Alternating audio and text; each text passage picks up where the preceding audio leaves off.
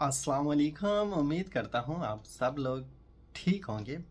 Canada visitor visa, tourist visa, study वीज़े पे जब आप कनाडा आते हैं तो इमिग्रेशन ऑफिसर आपसे एयरपोर्ट पे कौन से क्वेश्चन वगैरह करते हैं। तो इनके बारे में काफ़ी लोग मुझसे पूछ रहे थे। तो जो मेरा एक्सपीरियंस है जब मैं आया था या जो मैंने सर्च किया तो वो आज आप लोगों के साथ मैं शेयर करूंगा कि कौन से क्वेश्चन वगैरह आपसे एयरपोर्ट पे किए जाते हैं। क्योंकि जब आप कनाडा आएँ तो आप मेंटली प्रिपेयर हो के आएँ कि हमसे क्वेश्चन वगैरह भी हो सकते हैं। तो मोस्टली एयरपोर्ट्स पे जो क्वेश्चन वगैरह किए जाते हैं, जब अपनी फ़ाइल आपने सबमिट की होती है, जो आपने डॉक्यूमेंट्स प्रोवाइड किए होते हैं, उनमें ही से ही क्वेश्चन वगैरह आपसे किए जाते हैं। क्योंकि इमिग्रेशन वालों के पास आपका डेटा होता है तो वो पूछते हैं। फर्स्ट क्वेश्चन वो आपसे ये भी कर सकते हैं कि आपकी डेट ऑफ बर्थ क्या है, वो आपसे भी पूछ सकते हैं। और या आपसे ये पूछेंगे why are you visiting Canada, कि आप कनाडा क्यों आए हैं। तो वो आपने जब अपनी फ़ाइल सबमिट की थी तो उसमें आपने बताया होगा कि मैं कनाडा विज़िट करने के लिए आया हूँ। तो वो आपने बताना है कि मैं यहाँ पे विज़िट के लिए आया हूँ। तो सेकंड वो आपसे ये भी पूछ सकते हैं कि आपने कहाँ पे स्टे करना है। आपने अगर होटल की आपने बुकिंग वगैरह कराई है तो वो बताना है। एयरबीएनबी की आपने बुकिंग कराई है तो वो आपने बताना है। अगर आप यहाँ पे अपने फ्रेंड्स के पास आए हैं या आपका कोई रिलेटिव है यहाँ पे, आप उनके पास आए हैं तो आपने उनका बता देना है। तो ये आपसे इसका भी, क्योंकि वो पूछते हैं, क्वेश्चन आपसे करेंगे कि आप कितना स्टे करेंगे कनाडा में, मतलब कितना टाइम आपने रहना है।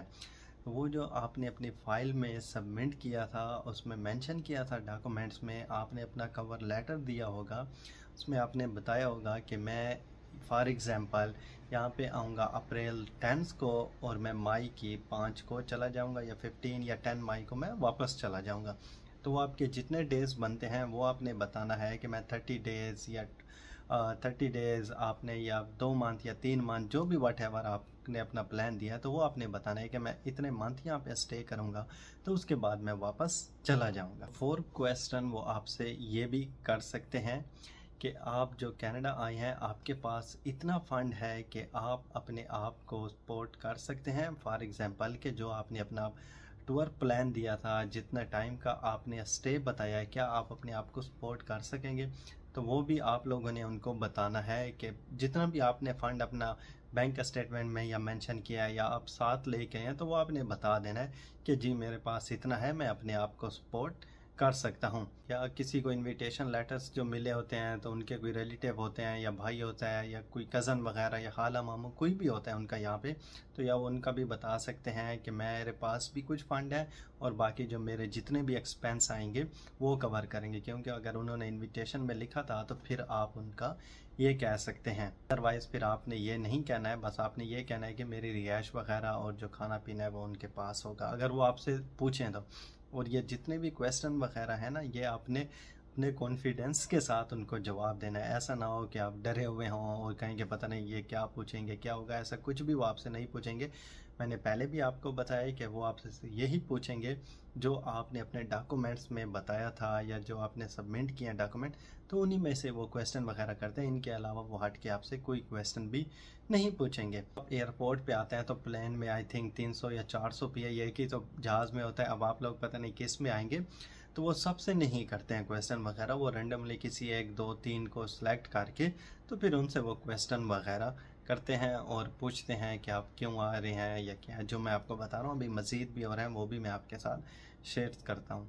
तो 6 जो है वो आपसे ये भी क्वेश्चन कर सकते हैं, what is your plan after complete yours visiting in Canada या स्टे इन कनाडा। कि जब आपका जो स्टे आपने पीरियड अपना बताया है वो आपका कंप्लीट हो जाएगा तो उसके बाद आपने क्या करना है। तो आपने यही कहना है कि जब मेरा अपना पीरियड यहाँ पे पूरा हो जाएगा जो मैंने बताया है विजिटिंग करके मैं वापस चला जाऊँगा। और ये भी आपके पास रिटर्न टिकट भी ज़रूर होनी चाहिए। अगर आपके पास रिटर्न टिकट नहीं होगी तो उनको शक हो जाएगा कि ये कनाडा आए हैं तो ये वापस नहीं जाएंगे। क्योंकि कुछ लोग मिसटेक कर जाते हैं, वो रिटर्न टिकट नहीं करवाते हैं, वन वे करवाते हैं और उसके बाद वो ये जो है उनको भी एयरपोर्ट से भी हो सकता है कि उनको डिपोर्ट कर दिया जाए। तो आप लोगों ने ये भी मेक श्योर करना है कि आपकी रिटर्न टिकट हो और उनको ये भी कहना है कि मैं अपना स्टे करके वापस चला जाऊंगा। ऐसा ना हो कि आप कहेंगे मैं यहाँ पे वर्क परमिट की तलाश में हूँ या इसको वर्क परमिट में करूँगा तो वो फिर हो जाएगा तो मैं यहाँ पे रहूँगा, ऐसा नहीं। बस शार्ट जो आपसे पूछें उसका आपने येस और नो का आंसर देना है। तो ये भी क्वेश्चन कर सकते हैं, why do you choice the Canada, कि आपने बाकी कंट्रियों से कनाडा को क्यों चॉइस किया है। तो वो आपने बता देना है कि ये ब्यूटीफुल कंट्री है, इसका मेरा ड्रीम था, इसका मैं विज़िट करना चाहता था। नायग्रा फॉल्स का मैंने बहुत सुना है, वो बहुत खूबसूरत है, उसका व्यूज़ अच्छा है। बाकी और भी डिफरेंट जगह हैं जिनका आपने ऑलरेडी कवर लेटर में बताया होगा या आपने मेंशन किया होगा कि इन जगह पे विज़िट करूँगा, तो उनका आपने बता देना है कि मैं इस वजह से कनाडा को चॉइस किया और इसका वीज़ा अप्लाई किया है कि मैं वहाँ पे जाके विज़िटिंग वगैरह इन प्लेस पे कर सकूँ। और आपसे वो ये भी पूछ सकते हैं कि आपने क्या बाकी कंट्रीज़ का वीज़ा अप्लाई वगैरह किया था या बाकी किसी कंट्री पे भी गए हैं। अगर आपने अप्लाई किया था तो वो भी आपने उनको बता देना है। अगर आपने किसी कंट्री का विज़िट किया है तो वो भी आपने उनको बताना है।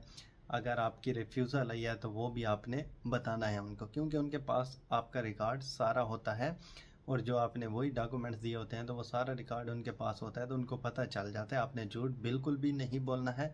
जो आपने डॉक्यूमेंट्स दिए हैं, जो आपने प्रोवाइड किया है, तो उन्हीं का ही आपने सच सच बताना है।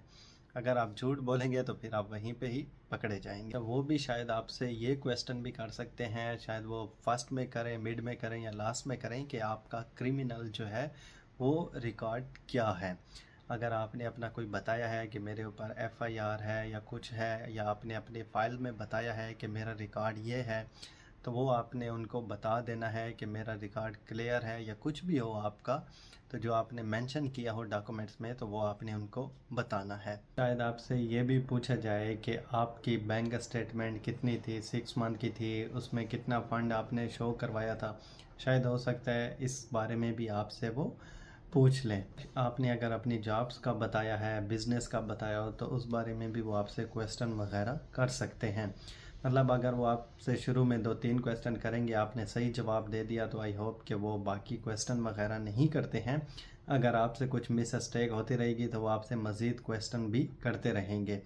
तो आपने वही डॉक्यूमेंट्स जो हैं जो आपने सबमिट किए थे, तो उनका आपको पता होना चाहिए। मेरी बैंक स्टेटमेंट कितनी थी, डेट ऑफ बर्थ तो सबको पता होता है, आपका एड्रेस क्या था, बैक होम का एड्रेस क्या था, जॉब आपने शो किया है। तो इन यही आपसे क्वेश्चन वगैरह वो पूछेंगे। अगर आप यहाँ पे आ रहे हैं किसी अपने रिलेटिव के पास, कज़न के पास, उन्होंने इनविटेशन दी है, आपकी कोई बुकिंग नहीं है, तो उनका वो आपसे एड्रेस वगैरह भी पूछ सकते हैं। तो वो एड्रेस आपने उनसे पहले पूछ लेना है, फिर उसके बाद अगर वो आपसे पूछे इमिग्रेशन वाले तो वो आपने उनको बता देना है। नहीं तो अदरवाइज़ आपको किसी ने इनवाइट नहीं किया, आप वैसे आए यहाँ पे, तो आपकी जो बुकिंग होगी उसका एड्रेस आपसे वो पूछें तो आपने उनका बता देना है। तो सिंपल यही क्वेश्चन किए जाते हैं। फिर मैं आपको अगेन बता दूं कि ये सबसे नहीं किए जाते हैं, वो रेंडमली किसको सिलेक्ट करते हैं। हो सकता है उसमें से वो आप ही हों जिससे वो आपको सिलेक्ट करें और आपसे वो पूछ लें, क्योंकि जहाज़ में इतने बंदे होते हैं वो सबसे नहीं पूछते हैं। अगर इसके अलावा आपको कोई भी इन्फॉर्मेशन चाहिए तो आप मुझसे इंस्टाग्राम पर रब्ता कर सकते हैं, वहाँ पे मैं आपको as soon as possible response दे दूँगा। तो मिलेंगे एक और नई वीडियो के साथ, तब तक के लिए टेक केयर एंड अल्लाह हाफिज़।